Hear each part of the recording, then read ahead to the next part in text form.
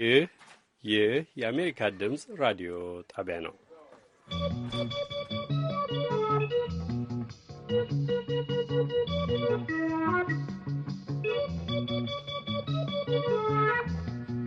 በዚህ ፈተና በጣም ተጎድቻለሁ። በተለይ በአፕቲቲዩድ ፈተና ዝቅተኛ ውጤት ነኝ ያመጣሁት። በጣም ሰርቻለሁ ብዬ አስቤ ነበረ።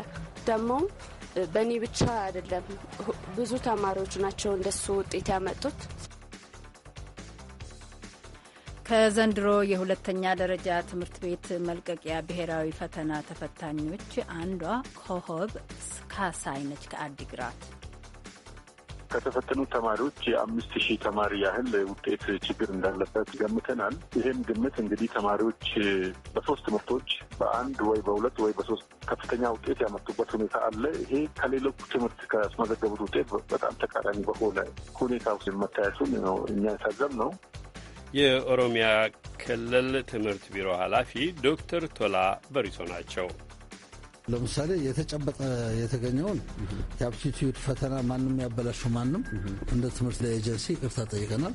አጣርተን ትክክል መሆኑን ካረጋገጥን በኋላ እንዲስተካከል አድርገናል። የእኛም ፓርትነር በጽሁፍም ጭምር ይቅርታ ጠይቋል።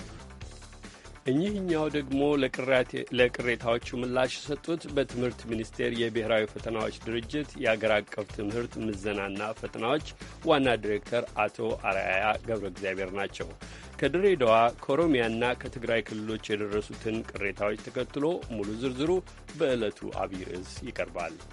ለምሽቱ ካሉን ዜናዎች መካከል በባህር ዳር ሰኔ 15 ከተፈጸመው የመፈንቅለ መንግስት ሙከራ የተጠረጠሩ 47 ተከሳሾች የቅድመ ምርመራ የምስክር ቃል በባህር ዳርና አካባቢዋ ከፍተኛ ፍርድ ቤት መደመጥ ጀምረዋል።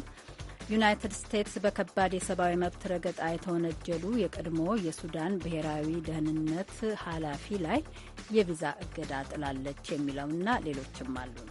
ጤና ይስጥልን፣ እንደምናመሻችሁ ክቡራትና ክቡራት አድማጮቻችን ሌሎች በርከት ያሉ ወቅታዊ ዘገባዎችና ቅንብሮችን አክለን ከዛሬ ሐሙስ ነሐሴ 9 2011 ስርጭታችን ጋር አስተናጋጆች አሉላ ከበደና ቆንጂት ታየንን። ፕሮግራማችንን የሚያቀናብረው ንጉሱ ታምሬ ነው። የስርጭት መሐንዲሱ አልሳንቶስ። እስከ 4 ሰዓት ድረስ ከእናንተ ጋር እናመሻለን። በቅድሚያ የሰዓቱን የዓለም ዜና። በባህር ዳር ከተማ ሰኔ 15 ቀን ከተፈጸመው የመፈንቅለ መንግስት ሙከራ በተያያዘ የተጠረጠሩ 47 ተከሳሾች የቅድመ ምርመራ የምስክር ቃል በባህር ዳርና አካባቢዋ ከፍተኛ ፍርድ ቤት ማዳመጥ ጀምረዋል። ፍርድ ቤቱ ዛሬ የሶስት ምስክሮችን ቃል የሰማ ሲሆን የቀሪ ምስክሮችን ቃል ለማዳመጥ ደግሞ ለነገ ቀጠሮ መያዙን ጠቅሳ አስቴር ምስጋናው ከባህር ዳር ተከታዩን ልካለች። ዛሬ ረፋዱ 4 ሰዓት ከ30 ላይ የባህር ዳርና አካባቢዋ ከፍተኛ ፍርድ ቤት ከሰኔ 15 ጥቃት ጋር እጃቸው አለበት ብሎ አቃቢ ሕግ ባቀረባቸው 47 ተጠርጣሪዎች ላይ የቀዳሚ ምርመራ ክስ የምስክር ቃል ለመስማት ችሎት ሰይሟል። ተጠርጣሪዎቹ ለዛሬ በጋራ የሚከራከሩ 6 ጠበቆችን ያቀረቡ ሲሆን 14 ተጠርጣሪዎች ግን ጠበቃ የለንም በማለት መንግስት ጠበቃ እንዲያቆምላቸው ጠይቀዋል። የተጠርጣሪ ጠበቆች ባቀረቡት ተቃውሞ ክሱ በዝርዝርና በግልጽ አልቀረበም፣ የምስክርነት ቃል የሚሰጡ ምስክሮች ለማን እንደሚሰጡ በውል አልተገለጸም፣ አቃቢ ሕግ የክስ አቀራረቡን አሻሽሎ እንዲያቀርብ፣ እኛም ከደንበኞቻችን ጋር አልተገናኘንም በማለት ለነገ የምስክርነት ቃል እንዲያሰማ ፍርድ ቤቱን ጠይቀው ነበር። አቃቢ ሕግ በበኩሉ የተሰጠው ጊዜ በቂ ነው፣ ክስ ሳይሰማ የክስ ተቃውሞ አይቀርብም ብሏል። ችሎቱም ግራ ቀኙን ካደመጠ በኋላ ጠበቆቹ ያቀረቡትን ሀሳብ ውድቅ በማድረግ የምስክር ቃል እንዲሰማ ትዕዛዝ ሰጥቷል። በዛሬው ውሎም የ3 ምስክሮችን ቃል ያደመጠ ሲሆን የቀሪ ምስክሮችን ቃል ለመስማት ለነገ ቀጠሮ ይዟል። ለአሜሪካ ድምጽ ሬዲዮ አስቴር ምስጋናው ባህር ዳር።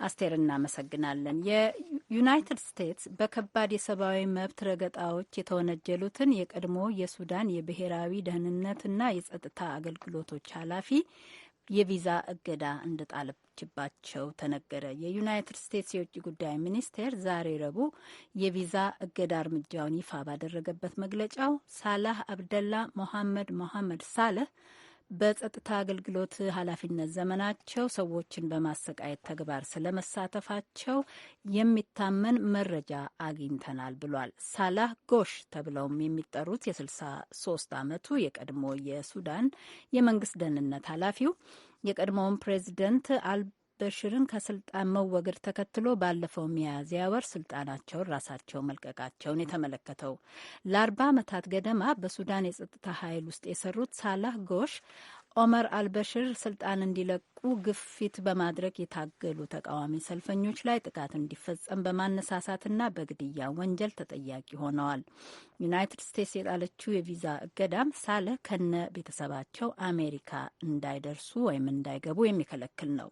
የውጭ ጉዳይ ሚኒስትር ማይክ ፖምፔዮ ሰብአዊ መብት የሚጥሱትን ማሳደዳችንን እንቀጥላለን ሲሉ በትዊተራቸው አስገንዝበዋል።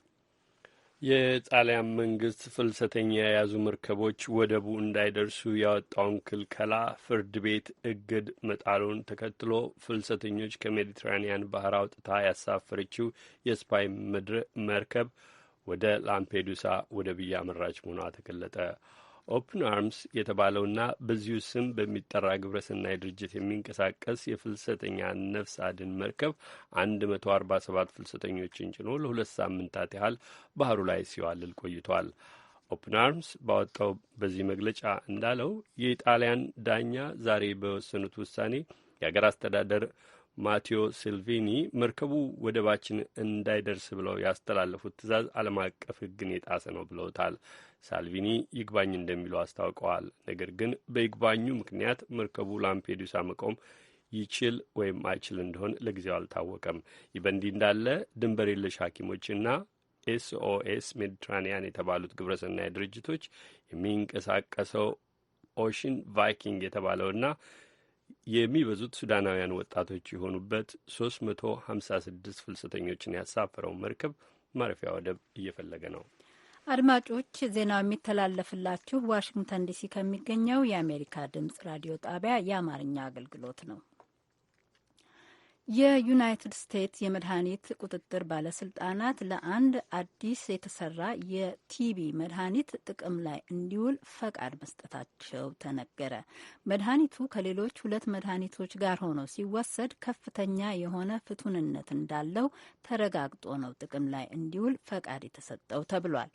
ፕሪቶማሊድ የተባለው መድኃኒት የተሰራው ቲቢ አላያንስ በተባለ ዓላማው ትርፍ ማግኘት ያልሆነ የበጎ አድራጎት ድርጅት መሆኑን የታወቀው ፕሪቶማኒድ ከሌሎች 2 መድኃኒቶች ጋር የወሰዱ በሌሎች መድኃኒቶች አልበገር ባለ የቲቢ አይነት የታመሙ ሰዎች 90% እንደዳኑበት ተገልጿል። ሶስቱ መድኃኒቶች አንድነት ሲወሰዱ በ6 ወር ጊዜ ህመምተኛው እንደሚድንና መድኃኒቱን መውሰድ በጀመረ በጥቂት ቀናት ውስጥ በሽታውን ወደ ሌላ ሰው እንዳያስተላልፍ ለመከላከልም የሚረዳ መሆኑን ነው በመድኃኒቱ ላይ የተደረጉ ጥናቶች ያመለከቱት። ቲቢ በየዓመቱ በዓለም ዙሪያ 1.6 ሚሊዮን ሰው ይገላል። የቻይናው ፕሬዚዳንት ፒንግ ሆንግ ኮንግ ለ10 ሳምንታት የዘለቀውን አመፅ ለራሳቸው ከአፍቃሪ ዲሞክራሲ ሰልፈኞች ጋር በአካል ተገናኝተው ቢነጋገሩ ሲሉ የዩናይት ስቴትሱ ፕሬዚዳንት ዶናልድ ትራምፕ ሀሳብ ሰነዘሩ። ብዙውን ጊዜ ፕሬዚዳንቱን አሳፍረው በአጀብ የሚጓዙ አውቶሞቢሎች እርሳቸው ተቃዋሚ ሰልፈኞች ባሉባቸው ጎዳናዎች እንደማያልፉ ቢታወቅም ከተቃውሞ ሰልፈኞቹ ጋር ተገናኝተው ቢነጋገሩ የሆንግ ኮንጉ ችግር መልካም ድምዳሜ ያገኛል ሲሉ በትዊተር አማካኝነት ባስተላለፉት አስተያየት ጽፈዋል። የቻይና መንግስት ግን መሪው ሆንግ ኮንግን የመጎብኘት እቅድ ይኑር አይኑራቸው የሰጠው ፍንጭ የለም። ይልቁንም የቻይና የጸጥታ ኃይሎች ከሆንግ ኮንግ ድንበር ባሻገር ልምምድ ሲያደርጉ ተስተውለዋል።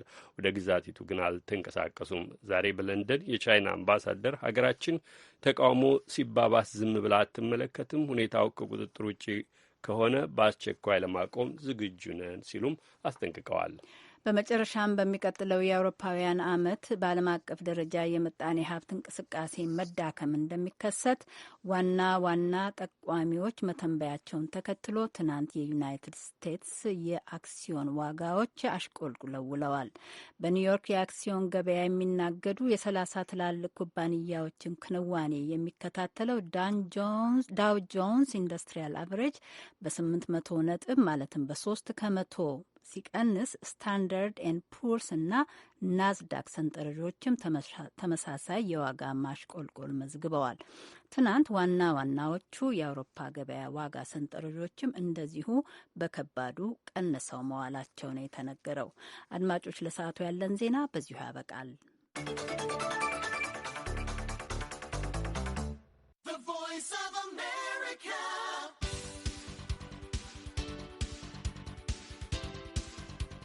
ክቡራትና ክቡራን